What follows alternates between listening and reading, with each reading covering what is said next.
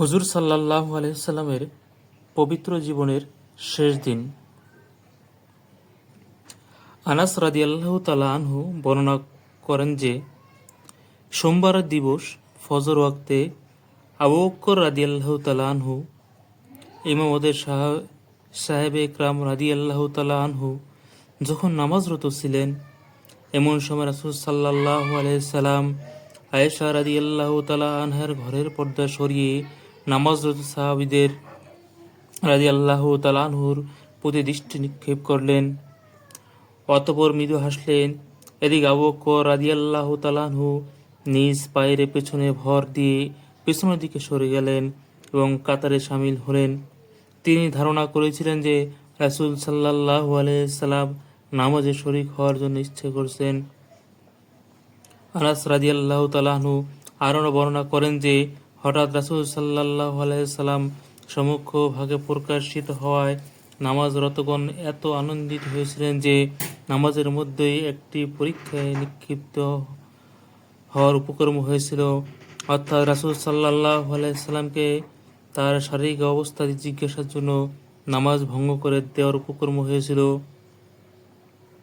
কিন্তু রাসূল সাল্লাল্লাহু আলাইহি সাল্লাম হাতের ইশারায় নামাজ সম্পূর্ণ করে নিতে বলেন এবং ঘরের ভিতরে প্রবেশ করে পর্দা নামিয়ে দেন। এরপর রাসূল সাল্লাল্লাহু আলাইহি সাল্লাম কোন ওয়াক্ত নামাজের জামাতে শরীক হতে পারেনি। সকাল গড়িয়ে যখন চাষতের সময় হলো, তখন রাসূল সাল্লাল্লাহু আলাইহি সাল্লাম তার কন্যা ফাতেমা রাদিয়াল্লাহু তাআলা আনহুকে ডেকে নিয়ে তার কানে কানে কিছু কথা বললেন। পিতার কথা শুনে কন্যা কাঁদতে লাগলেন। এরপর তিনি আরো কন্যার কানে কানে কিছু কথা বললেন। পিতার কথায় কন্যা হাসতে লাগলো। আয়েশা রাদিয়াল্লাহু তাআলা আনহু বর্ণনা আছে যে, পরে আমাদের অনুরোধের প্রেক্ষিতে ফাতেমা রাদিয়াল্লাহু তাআলা আনহা বলেন যে, রাসূল সাল্লাল্লাহু আলাইহি সাল্লাম আমাকে প্রথমবার কানে কানে বললেন যে এই অসুখেই তার ওফাত প্রাপ্তি ঘটবে, এর জন্যই আমি কাঁদলাম। দ্বিতীয়বার তিনি আমাকে কানে কানে বললেন যে রাসূল সাল্লাল্লাহু আলাইহি সাল্লামের পরিবারবর্গের মধ্যে থেকে সর্বপ্রথম আমি তাহার অনুসরণ করব। এ কারণে আমি হাসলাম। আর রাসূল সাল্লাল্লাহু আলাইহি সাল্লাম ফাতেমা রাদিয়াল্লাহু তাআলা আনহুকে এই সুসংবাদ প্রদান করেন যে তুমি হবে মহিলা জগতের নেত্রী। ওই সময় রাসূল সাল্লাল্লাহু আলাইহি সাল্লাম যে কষ্টকর অবস্থার সম্মুখীন হয়েছিলেন তা দেখে ফাতেমা রাদিয়াল্লাহু তাআলা আনহা কোনো চিন্তা ভাবনা না করেই চিৎকার করে উঠলেন, হায় আব্বাজানের কষ্ট। রাসূল সাল্লাল্লাহু আলাইহি সাল্লাম বললেন, আজকের পর তোমার আব্বার আর কোনো কষ্ট নেই। রাসূল সাল্লাল্লাহু আলাইহি সাল্লাম হাসলেন। হাসান ও হুসাইন রাদিয়াল্লাহু তাআলা আনহুকে ডেকে নিয়ে চুম্বন করলেন এবং তাদের সম্পর্কে ভালো পরিচয় দিলেন। পবিত্র বিবিগণকে আহ্বান জানালেন এবং ওয়াজ ও নসিহত করিলেন। এদিকে প্রত্যেক মুহূর্তে রোগ যন্ত্রণা বৃদ্ধি পেয়ে চলছিল এবং সে বিষয়ে প্রতিক্রিয়াও প্রকাশ পেতে আরম্ভ করেছিল যে তাকে খাইবারে খাওয়ানো হয়েছিল। সে সময় তিনি আয়েশা রাদিয়াল্লাহু তাআলা আনহাকে সম্বোধন করে বললেন, হে আয়েশা, খাইবারে যে খাদ্য আমি খেয়েছিলাম তাহার যন্ত্রণা এখনও আমি সামনে উপলব্ধি করছি। এই মুহূর্তে আমি উপলব্ধি করছি যে এ বিষয়ের প্রভাবে আমার শিরা উপশিরা সমূহ জীবন কীর্তিত্ব হচ্ছে। তখন তাহার চেহারার উপর চাদর ফেলে দেওয়া হলো। যখন তার পেরেশানি দূর হলো, তখন তার চেহারা মুবারক থেকে তা সরিয়ে নিলেন। তারপর তিনি বললেন, এমনই হয়। এটি ছিল তার সর্বশেষ কথা, মানুষের জন্য নসিহত। তিনি বললেন, আল্লাহর অভিসম্পদ ইহুদি ও নাসারার প্রতি। তারা তাদের নবীদের কবরসমূহকে মসজিদ হিসেবে গ্রহণ করেছে। তারা যা তৈরি করেছে অহেতুক লোকেরা যেন সতর্কতা অবলম্বন করে। আরব ভূখণ্ডে আর কখনো এই দুইটি ধর্ম অবশিষ্ট থাকবে না। অতঃপর রাসূল সাল্লাল্লাহু আলাইহি সাল্লাম সাহাবী রাদিয়াল্লাহু তাআলা আনহুকে উপদেশ প্রদান করলেন, নামাজ নামাজ এবং তোমাদের অধীনস্থ দাস-দাসী। এই শব্দগুলো রাসূল সাল্লাল্লাহু আলাইহি সাল্লাম বারবার পুনরাবৃত্তি করতে লাগলেন। অব্যাহত মৃত্যু যন্ত্রণা। অতঃপর শুরু হলো মৃত্যু যন্ত্রণা। আয়েশা রাদিয়াল্লাহু তাআলা আনহা রাসূল সাল্লাল্লাহু আলাইহি সাল্লামকে নিজ দেহের উপর ভর করিয়ে থেমে থাকলেন। তার এক বর্ণনা সূত্রে জানা যায়,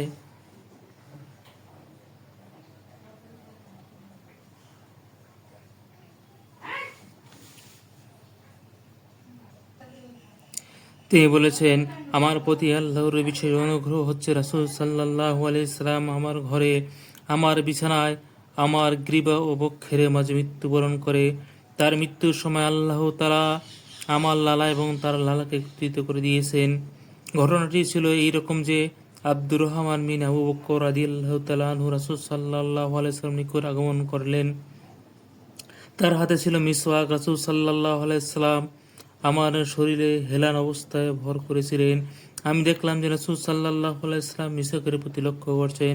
অতএব আমি বুঝে নিলাম যে তিনি মিসওয়াক চাচ্ছেন। আমি বললাম, আপনার জন্য কি মিসওয়াক নিব? তিনি মাথা নেড়ে তা নেওয়ার জন্য ইঙ্গিত করলেন। অতঃপর একটি মিসওয়াক নিয়ে রাসূল সাল্লাল্লাহু আলাইহি সাল্লামকে দিলাম। তিনি ইঙ্গিতে বললেন, হ্যাঁ। আমি মিসওয়াকখানা নরম করে দিলে খুব সুন্দর হবে। তিনি মিসওয়াক করলেন। সম্মুখে ছিল পানির পাত্র। পানিতে 2 হাত ডুবিয়ে তিনি মুখমণ্ডল মুছতে মুছতে বললেন, লা ইলাহা ইল্লাল্লাহ, আল্লাহ ছাড়া কোনো উপাস্য নেই। মৃত্যু যন্ত্রণা একটি অত্যন্ত কঠিন ব্যাপার। মিসওয়াক থেকে ফারেক হয়ে রাসূল সাল্লাল্লাহু আলাইহি সাল্লাম হাত অথবা আঙ্গুল উত্তোলন করলেন এবং ছাদের দিকে দৃষ্টি তুলে ধরলেন। তার ঠোঁট দুটো একটু নড়ে উঠল। আয়েশা রাদিয়াল্লাহু তাআলা আনহা কান পেতে শ্রবণ করলেন। তিনি বলছিলেন, হে আল্লাহ, নবীগণ, সিদ্দিক, শহীদগণ এবং সৎ ব্যক্তিগণ যাদের তুমি পুরস্কৃত করেছ, আমাকে তাদের দলভুক্ত করো এবং আমাকে ক্ষমা করে দাও এবং আমার প্রতি তুমি অনুগ্রহ করো। হে আল্লাহ, আমাকে রফিকে আলা পৌঁছে দাও। হে আল্লাহ, রফিকে আলা। অতঃপর 11ই হিজরি 12ই রবিউল আউয়াল রোজ সোমবার মাত্র 63 বছর বয়সে আমাদেরকে শোক সাগরে ভাসিয়ে দিয়ে আমাদের মাঝ থেকে বিদায় নেন আমাদের প্রিয় নবী হযরত মুহাম্মদ মুস্তাফা সাল্লাল্লাহু আলাইহি সাল্লাম। আজ আমাদের শোকের দিন। আজ 12ই রবিউল আউয়াল। আর আমরা আজ কি করতেছি যে আমাদের এই শোকের দিনে আমরা আনন্দ মিছিল বের করতেছি। আসুন ভাই, আমরা হুজুর সাল্লাল্লাহু আলাইহি সাল্লামের সিরাতকে অনুসরণ করি। আজকে আমরা